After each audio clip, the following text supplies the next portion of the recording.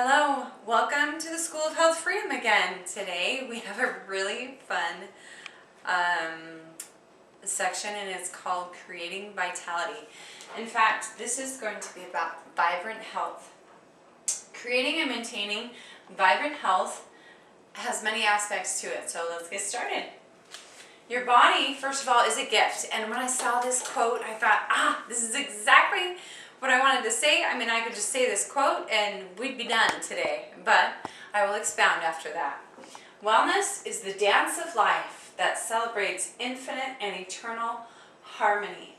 It is the dynamic activity of caring for your body as the home for your soul, the enriching quality of striving to fulfill your highest potential, and the elevating state of filling your life potential. And fulfilling your life with love. To achieve wellness is to attain the point of balance where the energies of body, mind, and spirit are so finely attuned to each other that distinctions between them fade away. This is in 7 Steps to Self-Healing. Amazing. When you ask people around the world, or that you encounter, really, what is health?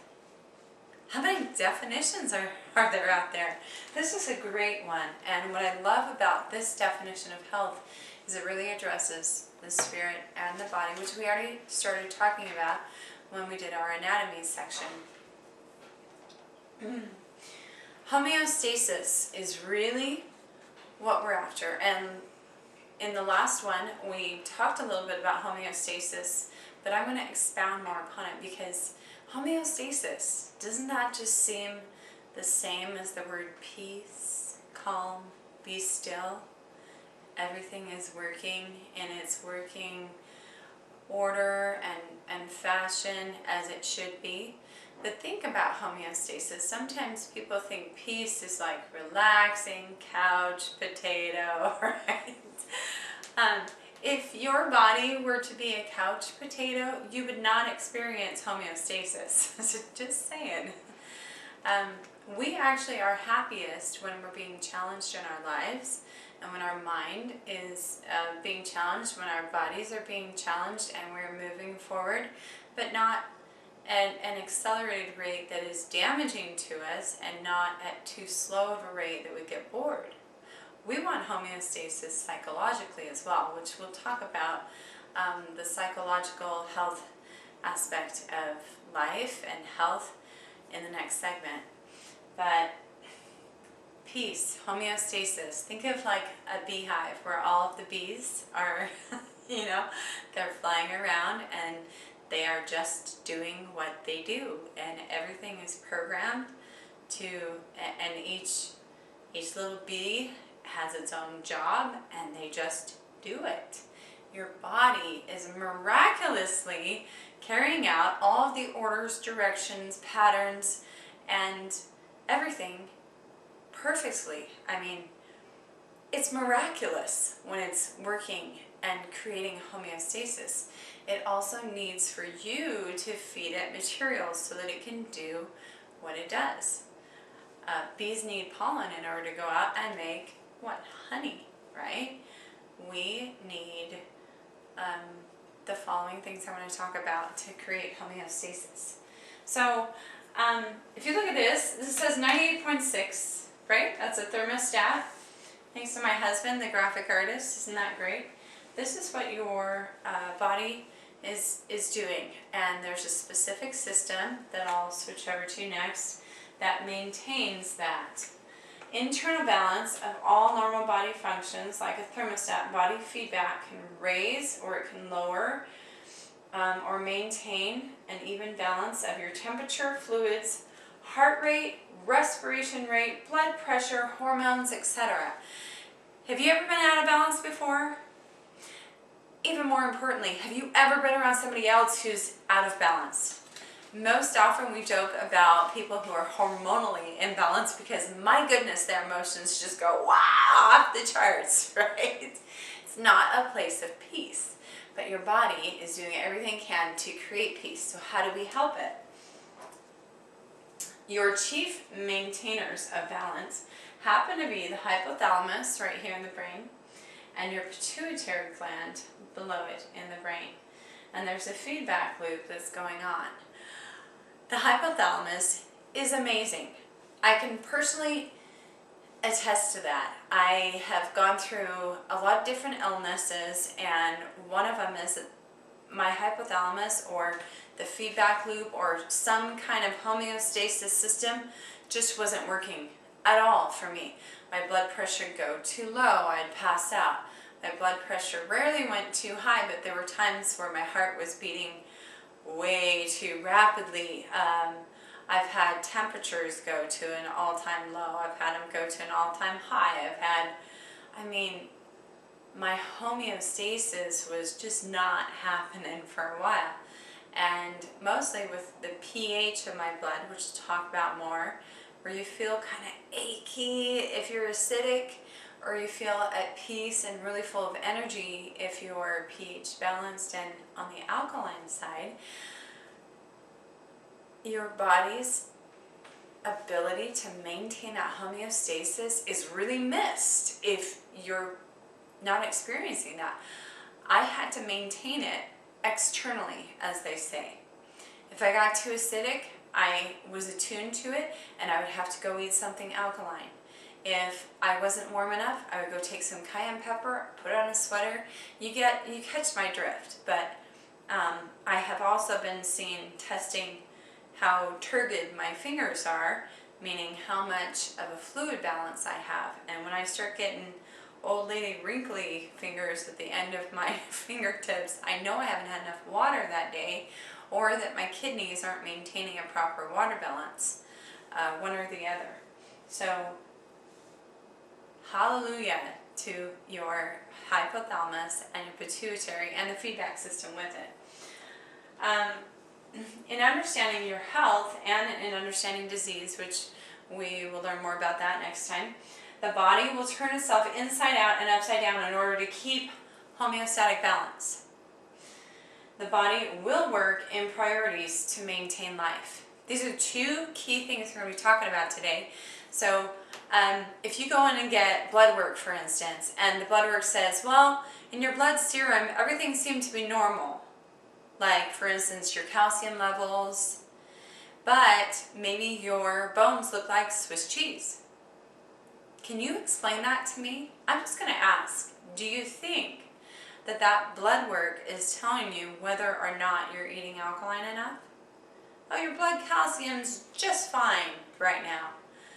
Where's that calcium coming from if your bones look like Swiss cheese?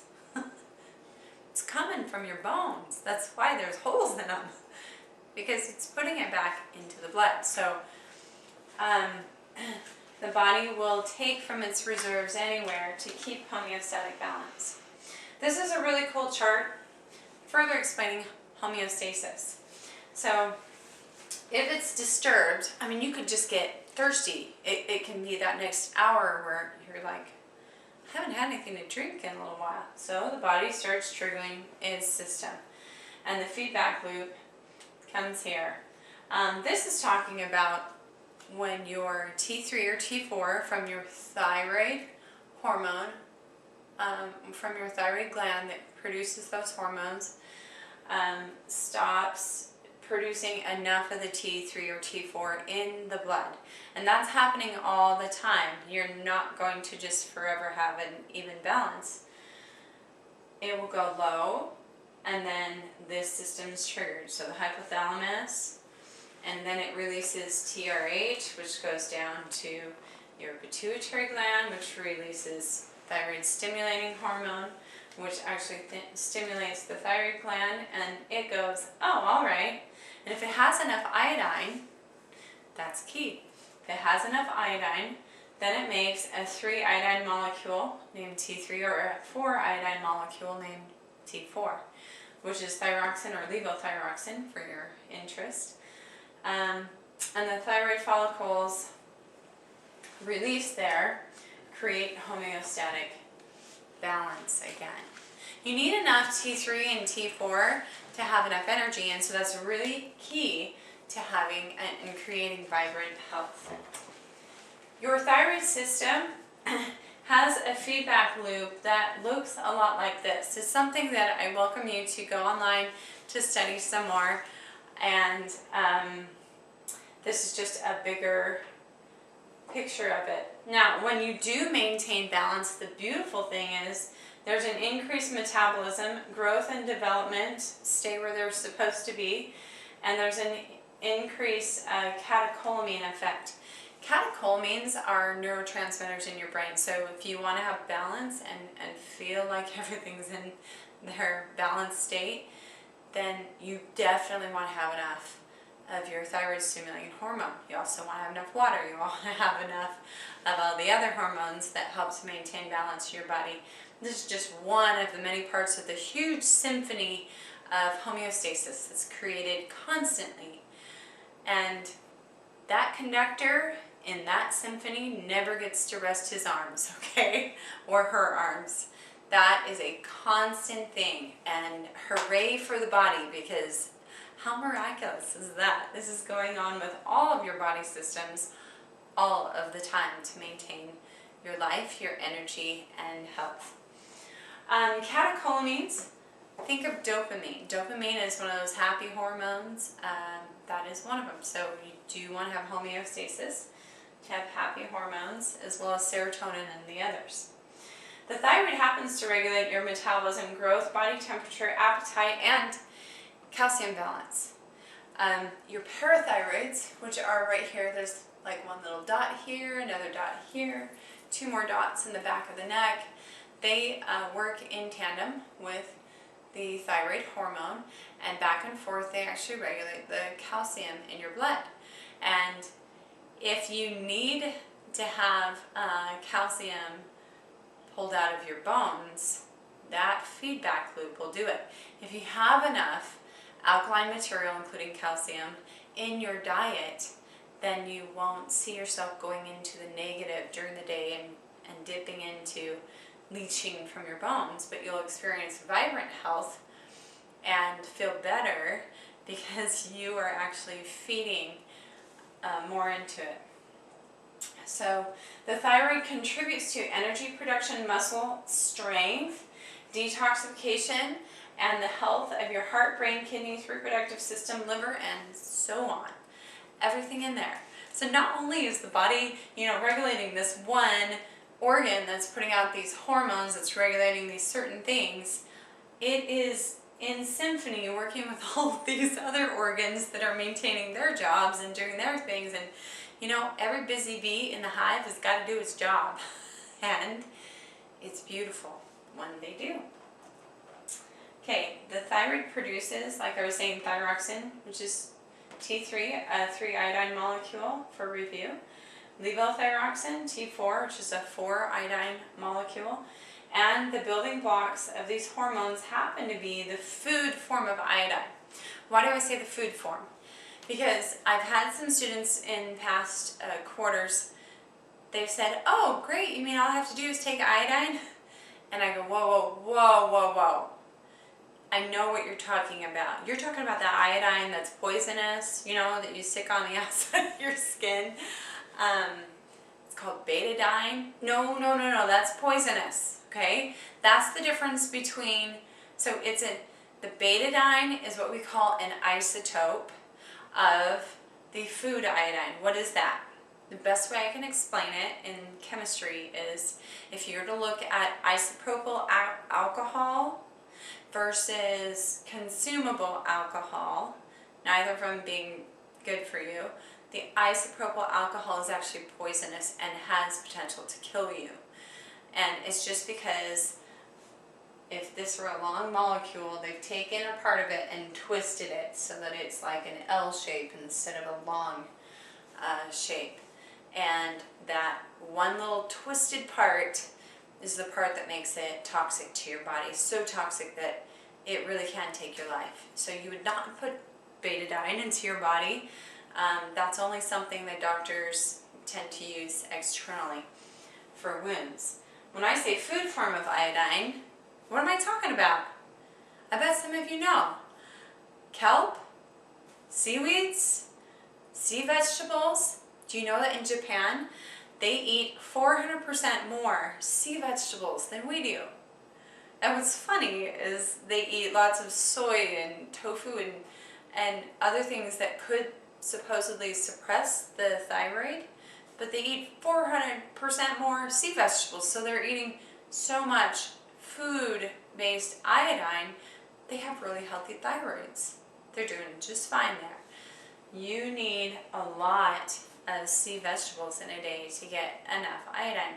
Now, some people would say, but Tasha, we iodize our salt in America, so, we're doing just fine now. We don't have goiter anymore.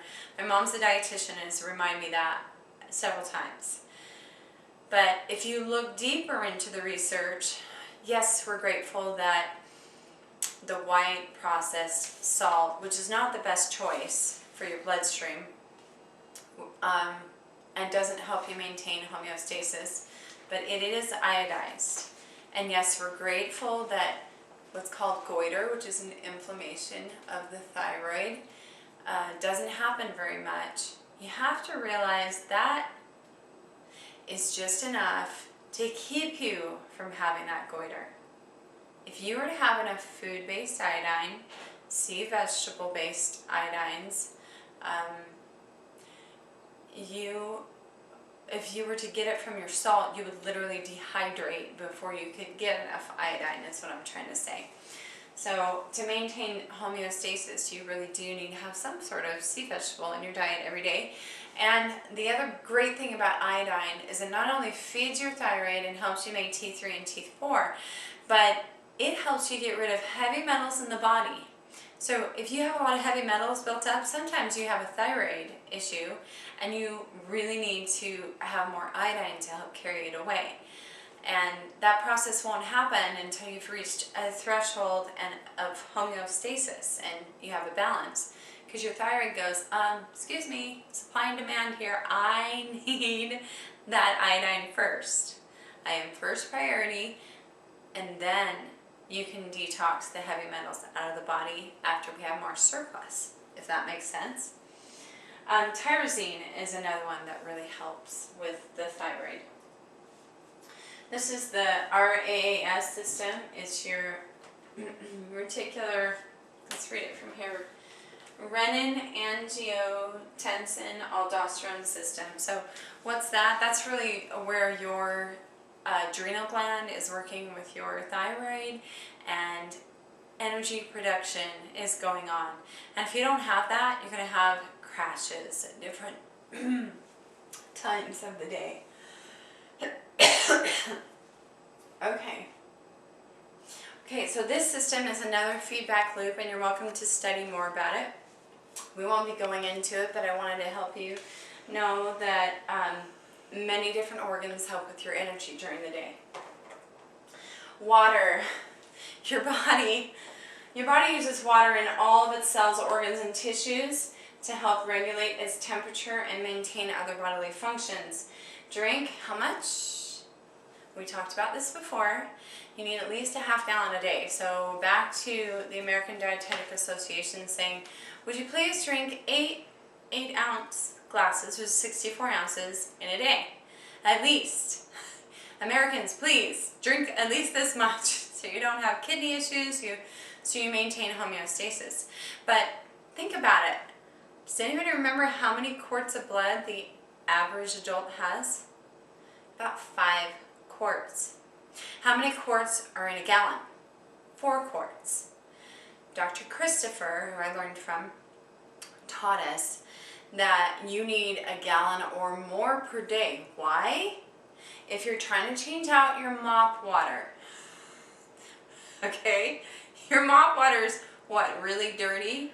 And you want to like pour the whole thing down the drain before you go fill it up again and go mop up something else? Or think of any other cleaning solution. Do you just want to replace half of it? I'm guessing you're saying, ew, that's really gross, Tasha. I don't want to do that. Your blood can get really gross. It can get really bogged down if you don't have enough water in a day. This is one of my most difficult things, I'll admit. I have to force myself to drink water. And we did find something online that will actually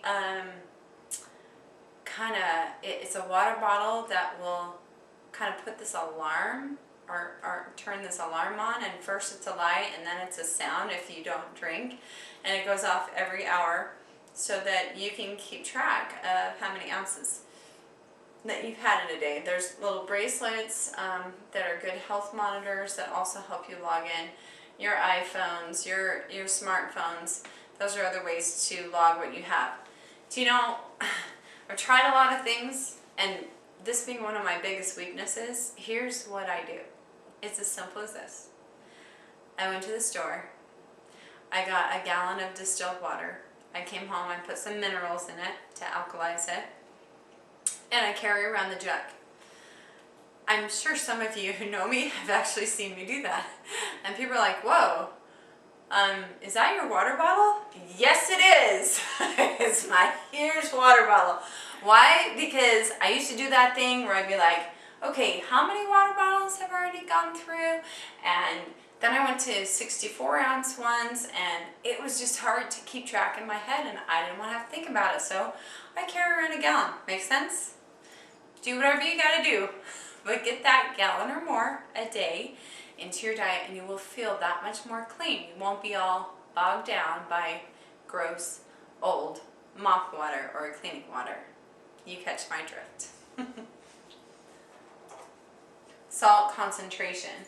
I learned about this when my son went into the hospital. I didn't know enough about it. I was away on work. Good Earth Natural Foods hired me as an executive, and I was doing some expo, and it was really difficult. My son was sick, and I wanted to be home with him, and he was just over 2 years old, and my husband called and said, you know, he's really sick, and when your body is cleansing out both ways, throwing up diarrhea, getting rid of fluids like crazy, the first thing we go to is don't let him get dehydrated. So I told that to my husband, but I told it to him in haste, and he didn't understand, you know, some of the things that I would have done for my son if I were home. He just didn't think about it. He was just being obedient to me. So we gave him water. Water, water, water. Do you know what happens when you just have water without electrolytes, when you're getting rid of all of your fluids in the body? Here's what happens. Your salt concentration in the blood must be kept constant.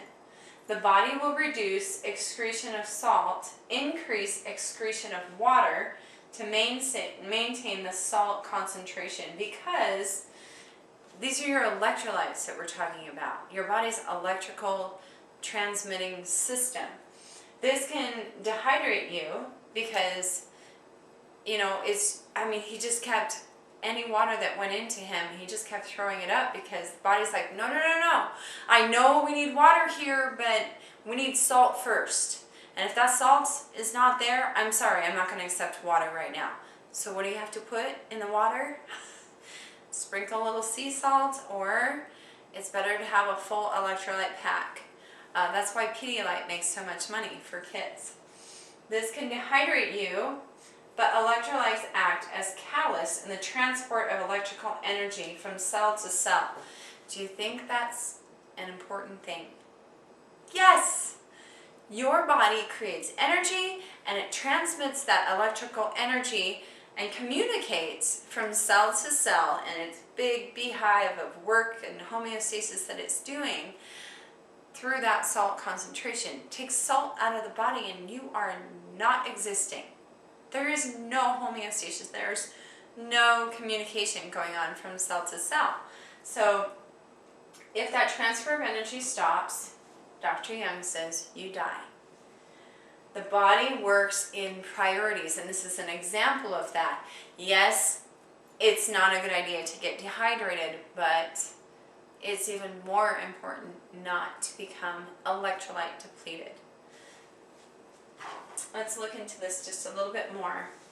Okay, so this is a regular solution. This is the cell of the body right here. This is what we call an isotonic solution. In chemistry, that just means that it's balanced. So whatever salt concentration is in here is balanced with the salt concentration that is out here. And in our demonstration with the wheatgrass ice cube and the semi-permeable membrane, and then the water that got greener and greener on the outside as the ice cube melted into it, that's what we're talking about. Osmosis creates a balance so that the inner and the outer are the same. Why? Because that's homeostasis, and that's where life and health and vibrance and energy is maintained.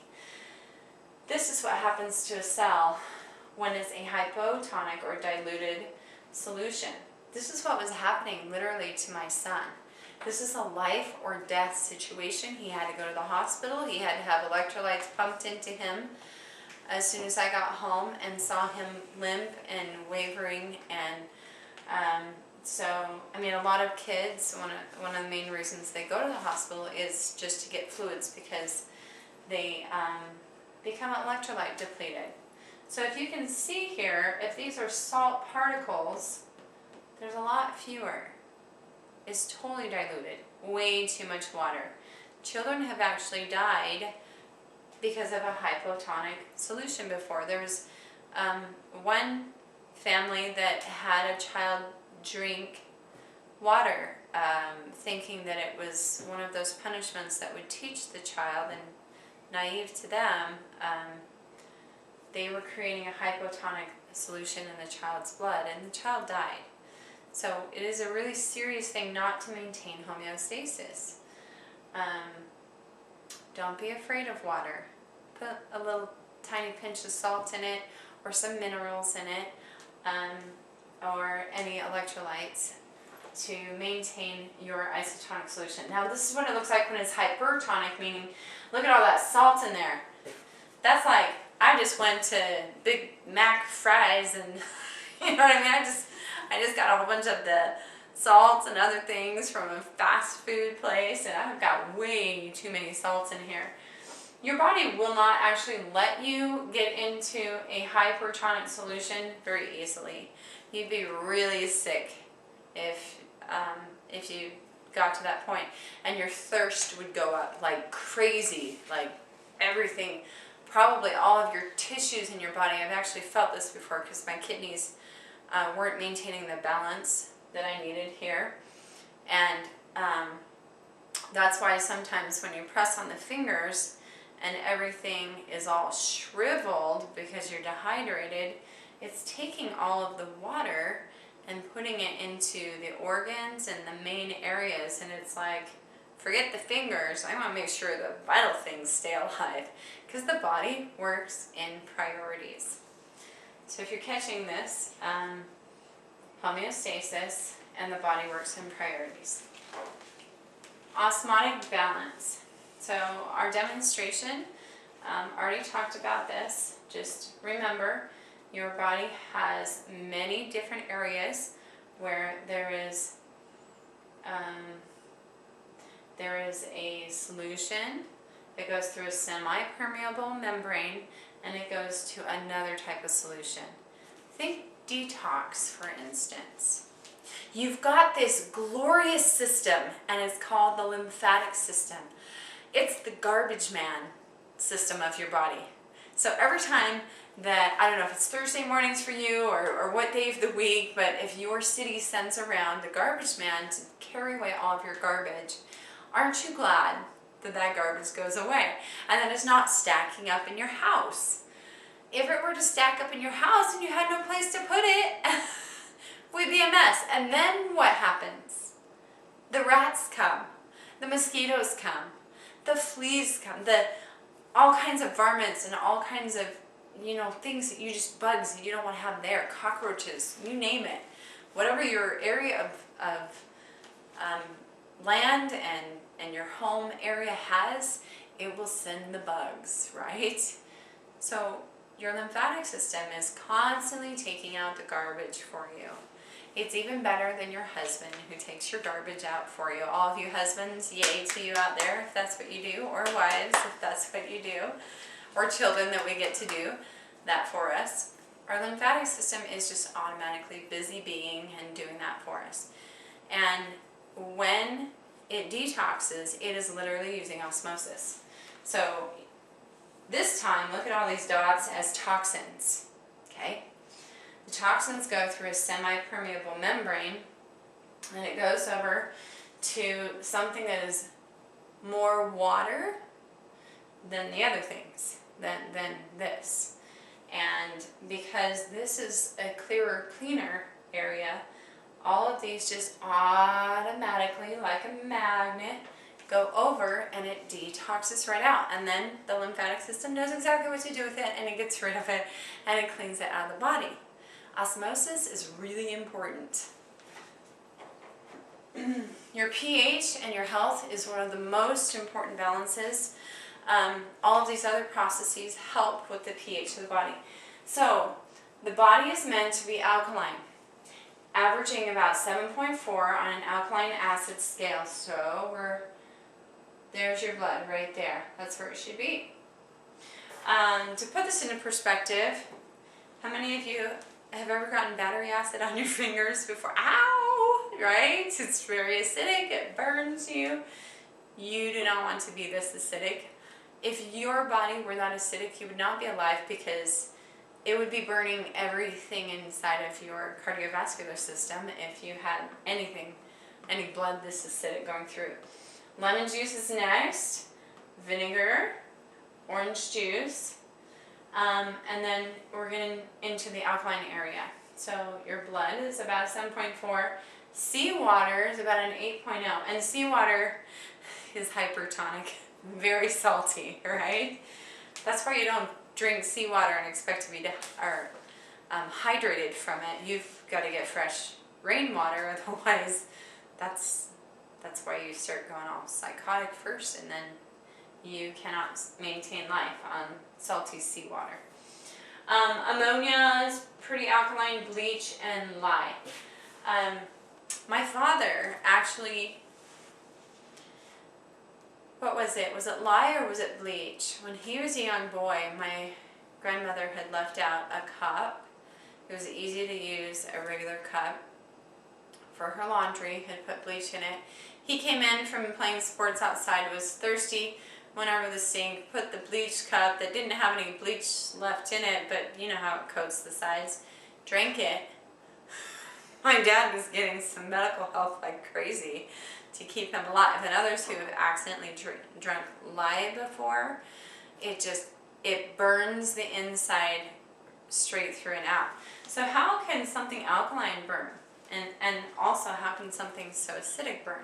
Just keep in mind that all of the burning happens on the outside of the scale, and the more tepid and the more calm the solution is, it'll be near the center.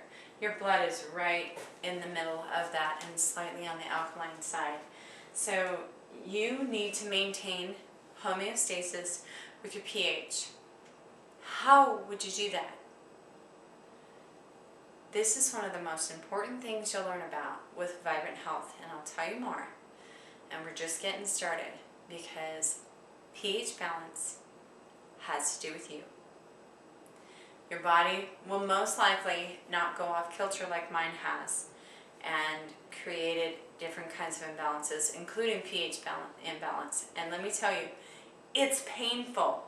I felt like all of my arteries and veins were just burning, and I'll even pass out when I get to that state. And then the body has to somehow get alkaline material, pull from the bones, pull from the muscles, pull from anything, in order to realkalize the body.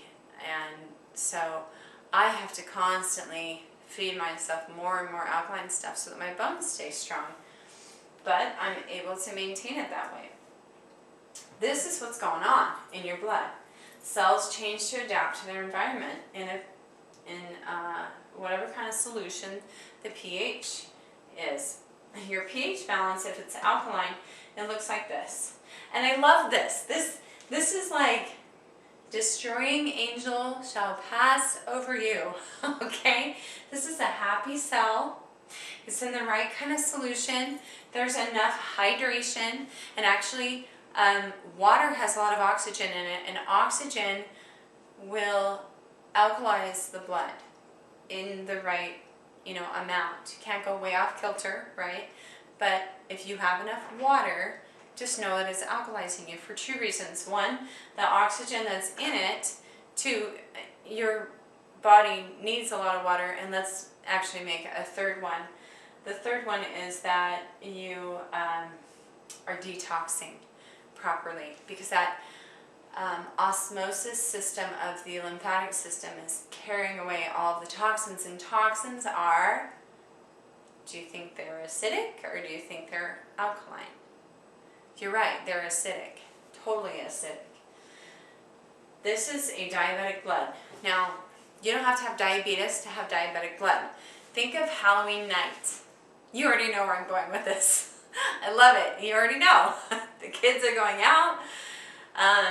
Adults are staying in. Candy is everywhere. Everybody's eating it. What happens to everybody? And when you get enough of a diabetic situation going on, you start, what happens? You ever seen a kid that just throws up because he or she has had way too much candy? My son did that last Halloween. Oh my goodness. I'm glad he did. He hardly eats candy anymore. He's like not addicted. He doesn't want to throw up. It was brilliant. But when your body gets to this point, it goes, whoa, whoa, pH is way off here. Would you please stop? And you're like, this is good chocolate, this is good whatever else. I'm just going to keep going with this. And your body goes, fine. Blah. And it will throw up for you, or it will wash it through your system. But usually, that's why you get really sick, when you've just eaten way too much. The same thing happens when you're intoxicated with other things. Yes, I said intoxicated with sugar. You can totally get intoxicated with sugar. Sugar's byproduct is alcohol. Eating too much sugar, is that going to be good for your friendly little liver down here? You're actually putting a bunch of alcohols into your body when you eat so much sugar that your blood ferments. So don't get to this point. Now, if you are constantly eating chocolate like that every day, you're going to get to a chronic situation very fast. And that looks like this. So if you were this cell, first of all, if you're this cell, you're like, this is wonderful. The solution is amazing. I'm loving life. I'll give all the energy I possibly have. It's probably dancing around, right? It's grooving. And there's a halo of protection around it and energy. And I really do believe this is the destroying angel shall pass over you, which is something that's talked about in Doctrine and Covenants 89, or it's also talked about in Isaiah, they shall run and not be weary, and all of that. This is oxygenated, the right amount of salt balance, the right amount of alkaline material to keep pH balance. Here, if you were this cell, you'd be like, hey, you over there, come over here. And the cells are getting closer together, right? It's like, hey, this acid's kind of burning me right now. I don't really like it. Can you just touch this part so that maybe the acid won't go on that part for you and it won't go on that part for me? Do you see what I mean? That really, to me, when I look at that, I think, man, these cells are really smart. They're clumping together. Think of a blood clot, for instance. They're clumping together and they're trying to reduce the surface area around them. Hey, would you cover this elbow? Because it's starting to get really acidic here and it's starting to eat away at my skin. I don't like it. I'm starting to... So they get together, they reduce the surface area that's exposed to the crap that we put in our blood. Okay? You don't need all that acid in there. These guys, what have they done? They have fully embraced it. They are all clumped together. They're like, I need as much protection as possible. And I bet you this guy right in here in the middle, I bet he's the happiest. He's the most protected because all the other cells are protecting him from all of the stuff out there. And these guys are like, whoa, we so need to become a part of this tree over here, right? Don't get to this point. Treat your body well. When you have constantly bathed your very vital fluids in acids because of what you are eating, this is what results. The destroying angel is meant to attack that. Why? Think of bacteria. I'm going on inspiration now, and I really feel like I need to talk about this. When your body turns back to dust, when it dies, there's a process of breakdown. Did you know that the very bacteria that's good bacteria here in the digestive system and everywhere else in the blood, all of that bacteria that's helping to protect you literally changes. It's called pleomorphs, pleomorphism, which we'll talk about more with Dr. Young's work. It literally changes, and I believe that it obeys God's command, and it starts to then break you down and turn you back to dust. That is the direction of the bacteria, parasites, worms, anything else that would tear down or break you down. I had a spot on my foot one time, and I'm ashamed to say I'm pretty sure I started getting gangrene because I just wasn't taking care of it. I'd gotten cut, I went on vacation, I thought, oh, I'll take care of it when I go home a week and a half later. And I'm out on this boat trip, and all of a sudden, like, all the flies in the area come, and they're trying to eat my foot, or I don't know what they were trying to. I was like, shoot, get off my foot. What was going on? They know that it's their turn to feast when the body is breaking down like that. The fruit that hits the ground from a tree, like an apple tree, the fruit that hits the ground, why don't we pick it up and eat it? Because we all know that the worms are either already in it or they're heading there really soon. Because the worms know that the best of the fruit is for man. And they know that when it drops to the earth and starts to decay, it's party time for them. It's their food. That is now theirs, right? We have to be wise about what we take off the ground, especially if it's been sitting there for a week. It's probably got worms in it. So think about that in terms of your blood. There are certain acidic situations where the bacteria, even the very blood cells of your body, will change or pleomorph as it obeys the command to then tear you down. And when you are in a chronic acidic situation, it really, and I can tell you this from experience, it really feels like you're dying while you're still alive.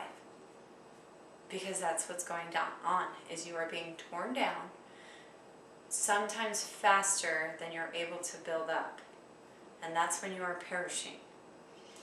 When your body is able to build up faster than it's being torn down until it gets to a point of health where it's here again, where it wants to be, that is the cycle of what you'll see that we call disease. And we'll talk more about disease later. The cycle of balance. This is by Dr. Young. He has this wonderful book,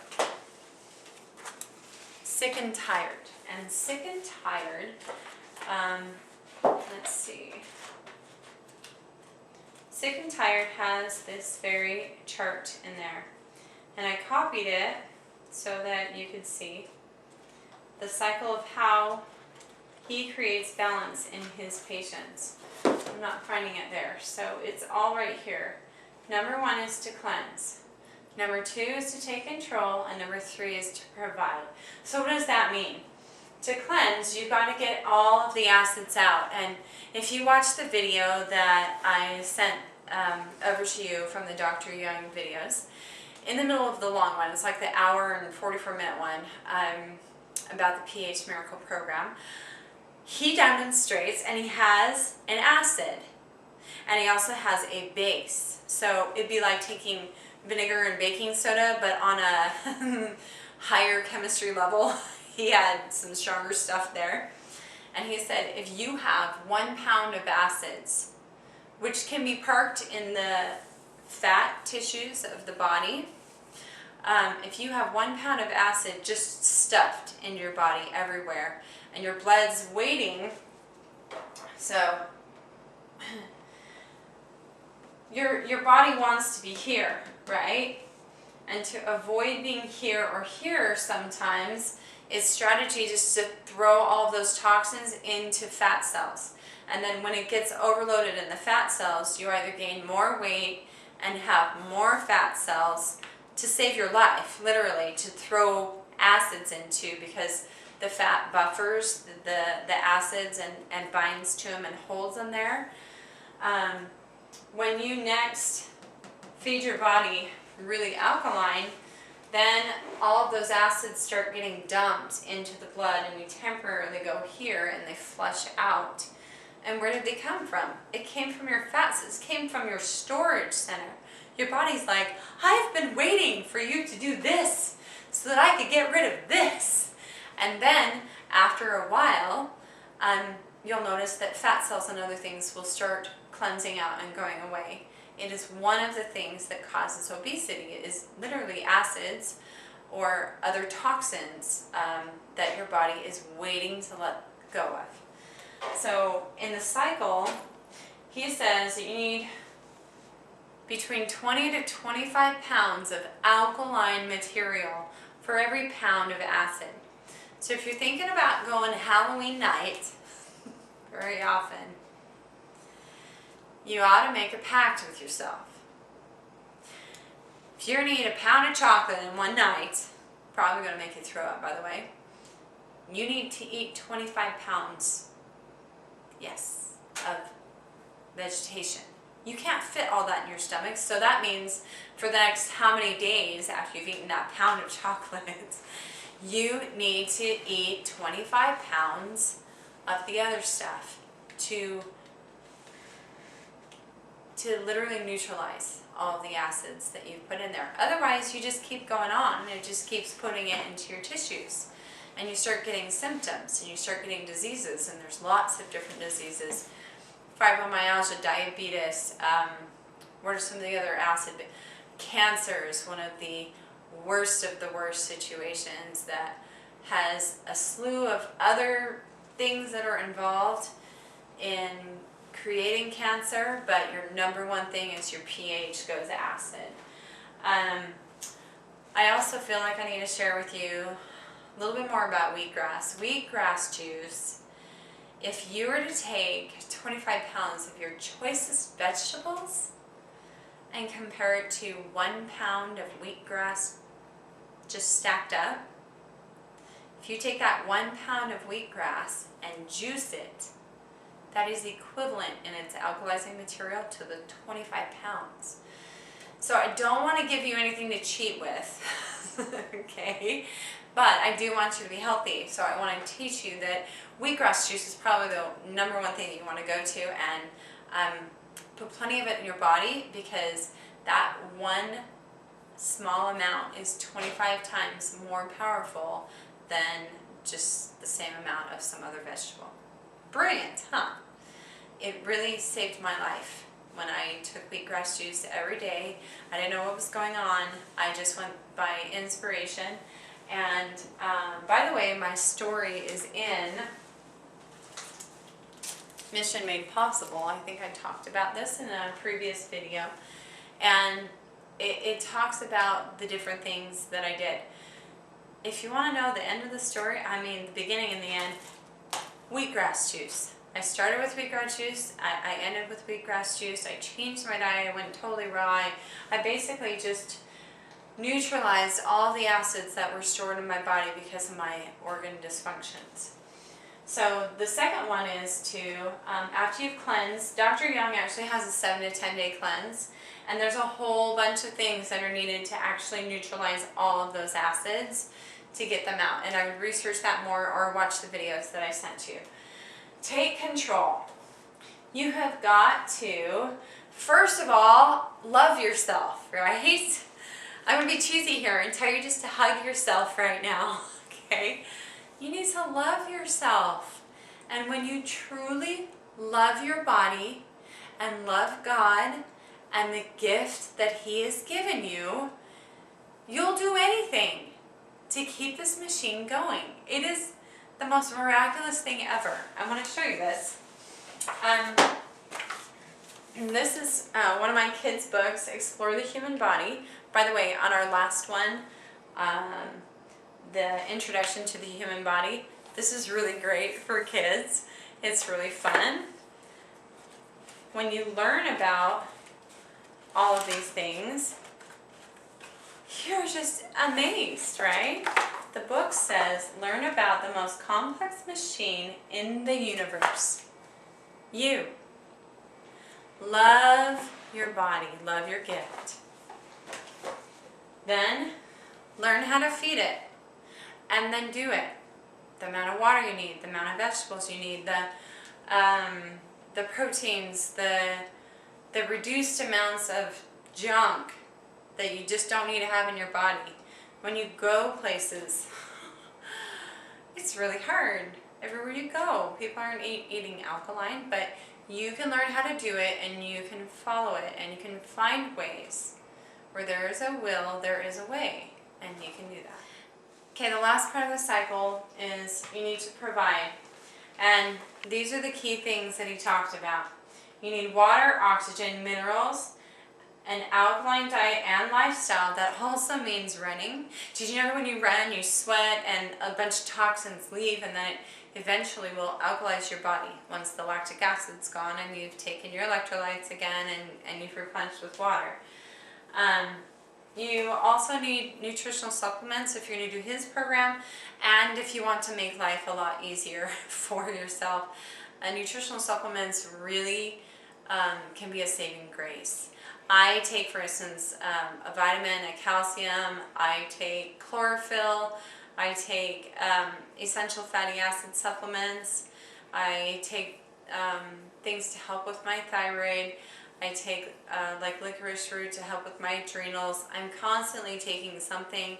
I take iron building supplements. I have a slew of things, and some of them I take every day and some of them I take upon inspiration so that I can keep a homeostatic balance constantly.